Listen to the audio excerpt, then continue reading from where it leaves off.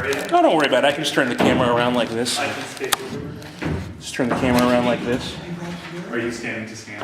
I am standing to stand. Scan, yeah. Because I sit all day long. No, I get it. And yeah, I'm home. So, what do you got there? So I think my assignment was to think of some Shakespearean female things and like pitch them to him. Once you find out about the Asian backer. Right.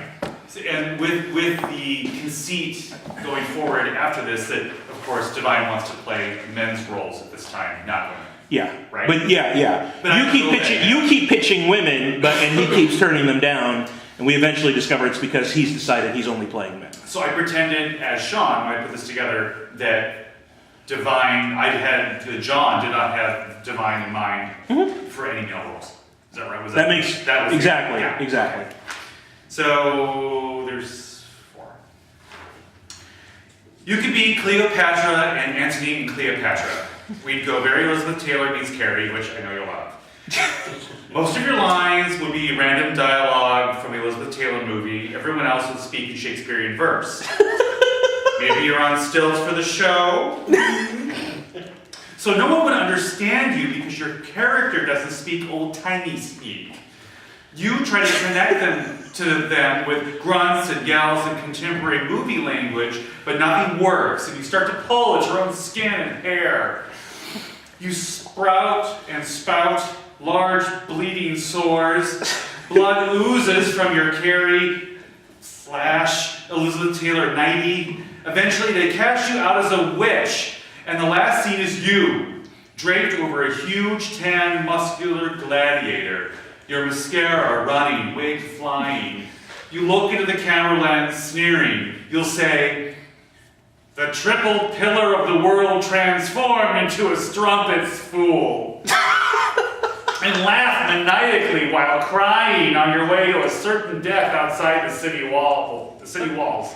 Credits roll as you dance with lepers and homosexuals, feeding on the guts of a horse. This is the first scenario. Second, you could be Cordelia in King Lear as a bloody Shirley Temple with a psycho killer twist personality disorder, staggering about the stage with a big bloody lollipop and a chainsaw, taking revenge on those bitch sisters of yours. You say, "I see you, Lear! Fuck that storm! Get out of here and talk to me!" And then there's a chainsaw. Okay, next one. Lady Macbeth in Macbeth. I thought we would call her McBee with an exclamation point. McBee! We'd put you in all black disco wear, crepe paper tube top, shiny black hot pants, roller skates with flames, they spark whenever you use the brakes. You skate around the castle with a big oversized teddy bear that you are constantly getting sucked to.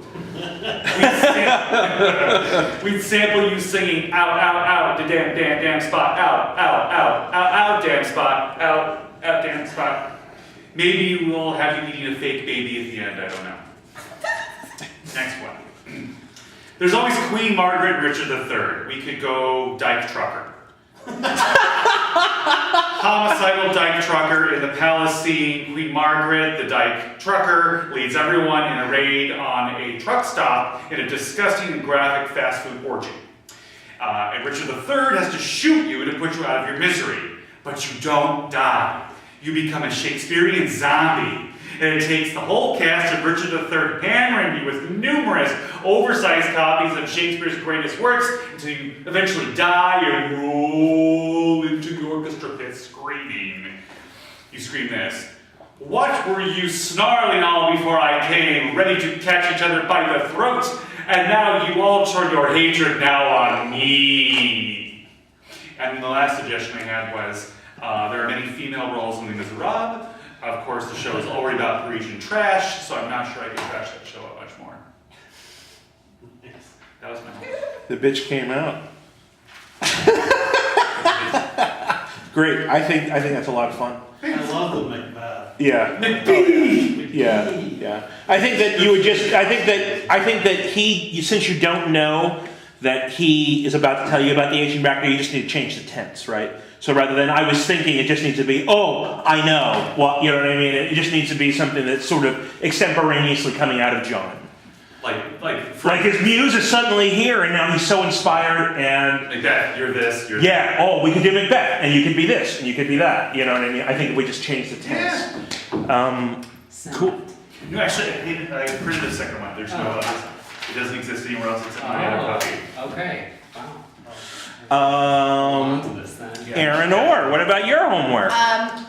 You just tagged me right about possible rants or dialogue that could come from me, Stoll/Connie. Yeah. So I rewatched Pink Flamingos and I took key parts of her dialogue that I thought were useful and formed them into some monologue that I thought could happen with the waiter when she came in. So she could run in and be like, is she here? Is that fat pig who calls herself divine here? Response from the waiter. You little asshole, you better start explaining. This is an important assignment. We could all benefit. You financially and my social standing has evolved to a great degree. I need both of them, Waters and Divine. Something from the waiter. Have you ever... She didn't want to be presumptuous. Presumptuous, is that what you want to say? No. Okay, I'm sorry. I was just laughing. I said Waters and Divine. Have you ever even heard of Divine? I have not worked all these years to be upstaged by this fat hog who calls herself Divine. She is shit compared to me. Shit compared to the filth that I have in my mind. Shit compared to what I know to be the filthiest life. Oh, I wish I could see her fat little face when she realizes that there is indeed someone filthier than her. Oh, that pig will never get away with it. Never, never, never. To be honest, I'm starting to feel that you are a bit of a dullard. Do you understand that I love filth? I love it more than my hair color, more than the sounds of bones breaking, more than the sound of death rattle, even more than my own shit. Response from waiter. I guess there are just two kinds of people, my kind of people and assholes. It's rather obvious what category you fit into. Have a nice day. Response from waiter. You can eat shit for all I care, Mr. To be announced name. Walter Geraldo. Every week changes. I love it. Cool. I do. I think. Yeah. Let me, I hand wrote it, so let me just take a picture of it so I have a copy of it. And then I will give it to So, you. I mean, whether or not that all comes out of her all at one time, I think Yeah. that is definitely the thing that you've absolutely captured 100% is the tone that I think Connie has to capture, especially in her engagements with either the audience or Yeah. with Geraldo. Well, and I had to go to the film because I didn't Until feel you tell me there's another name, I'm going to just keep coming up with I like Walter, man. Walter. All right, Walter. Waiter. Walter the waiter. Thank you. For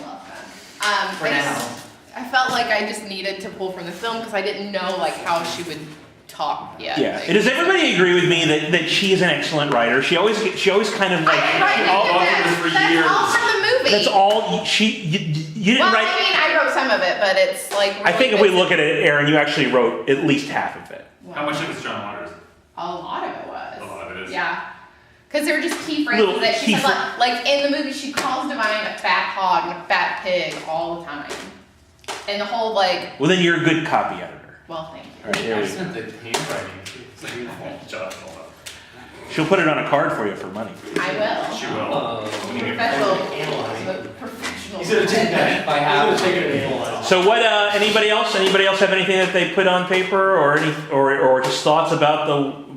I put nothing on paper. However, I did think a lot about the direction, and I don't know how deep we'll get into this, but why he truly left. Mhm. And I thought a lot about Yeah. the production of the salesman that he was headed to do in Muncie, Indiana, because he was so excited about finally getting to do legitimate theater. Yeah. And do a role that would, and then I also thought about another role that I thought would be fun for him to have played. And he goes, and it's a musical because he was a performer and he loved to sing. Yeah. And so he wanted to play the lead of Guys and Dolls. Yeah. He would be Scott Masterson. So he goes to Texas because he hears that they don't know anything about John Waters because none of the video stores carry his movies. Oh, yeah. That's what and so he goes to Texas to play Sky Masterson and gets there and realizes that the director is a closeted homosexual who wants to do the entire show with men in women's drag. So Sky Masterson and Sarah will be lesbians. Okay. So And is his heart broken when he discovers that? Yeah. that yeah. breaks his heart. Yeah. That breaks his heart. Yeah. Because Sky Masterson was his vision of it's the Marlon Brando in the movie. Marlon Brando was the sex symbol of the time, and he was playing that role. And I don't know if it should be Texas first and then Muncie, Indiana, because then I think Willie Loman really kicks it in for him, or because I thought about both of them. I thought they were both kind of fun. Yeah. Okay. Great. I think that's great. John, did you have anything that you wanted to share before we get started, or? I have the skeleton of what we came up with last time. Great. Let's start with that. Everyone. Yeah. Yeah. Is there like a Wi-Fi here? Oh, I can turn it on. Okay. It'll just be it'll say Samsung Galaxy 4. Okay. That'll be the one to. Check it out! I got Neville arrangement for Valentine's. That should be your phone ring. That should be my phone ring, right? I'm loving it right now. I'm absolutely confident in 72 hours I will probably never look at it again. Hold on a second. I don't know. Yeah, maybe it jerked something loose in me. I don't know. Whoa. Hello. Jerking, chickens, Hey. Yeah, it'll say Samsung Galaxy 4. And I think the password is Taco Bell is the password. We won't necessarily I like that. Taco It doesn't Bell. really apply. A little. Cool. Okay. Perfect.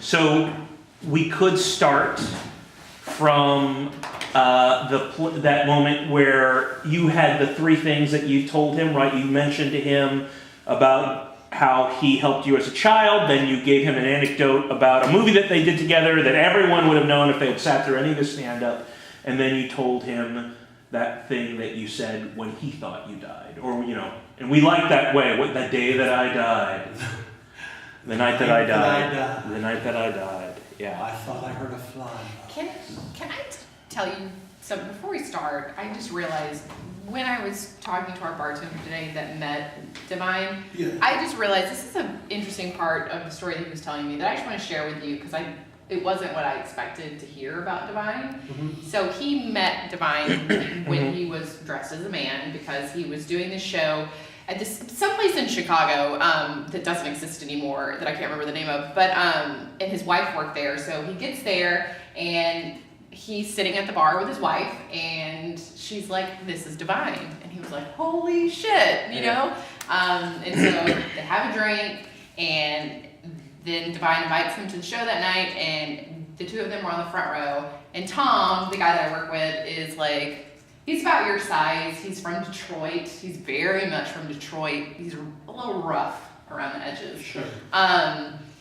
And he's like, he's up there and he's like tall and he's in this like short dress and he is lip singing to his songs or his songs, but he's lip singing them to him. And he's like, in between songs, he's just telling raunchy jokes. And he's like, at one point, he comes up to Tom and grabs him by the back of the head and is like, "I'm gonna kiss him. And Tom, who is very heterosexual, was like, "If you kiss me, I'm gonna fucking kick you in your fucking balls."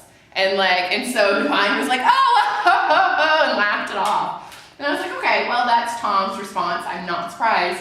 But then apparently Divine saw Tom after the show and was like, I'm really sorry if I embarrassed you or put you on the spot. And was like sincerely apologized if he made Tom uncomfortable. And I thought that that was such an interesting juxtaposition because he's so saucy when he's on stage, but then he sought Tom out to apologize Well, if he and so made him so uncomfortable. take that a little further. Glenn had a moment where he had a drink with this person. Yeah. So he As- felt, I think as he a felt man. relaxed Yeah. enough. Yeah, he felt relaxed enough. He's like, you know what? I can probably mess Yeah. with this guy because I had a drink with him before the show, and he'll probably be fine with it. But he wasn't. Yeah. He wasn't. I just thought that was a really interesting story, and I thought that, I don't know if that provides any sort of anything for you, but It just helps me to reaffirm how deep of a feeling I already have that Glenn was just a very frustrated man who Yeah. deeply, totally wanted to be a true actor, artist, and just play good parts Yeah. and be Yeah. a good actor. And he never really got that opportunity at Yeah. all. He died. I think he may have later.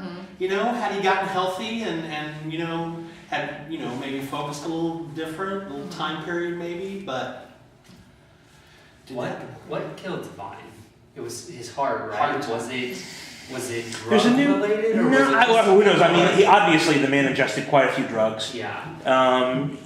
Never trust him to tell you how much he weighed, Yeah. but if you look at him in Pink Floyd's and you look at him at the end, I mean, he definitely, I think, he put on Uh-huh.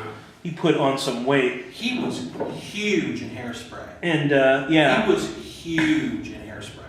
And that's all him. If you see Hairspray and you look at he's at least 400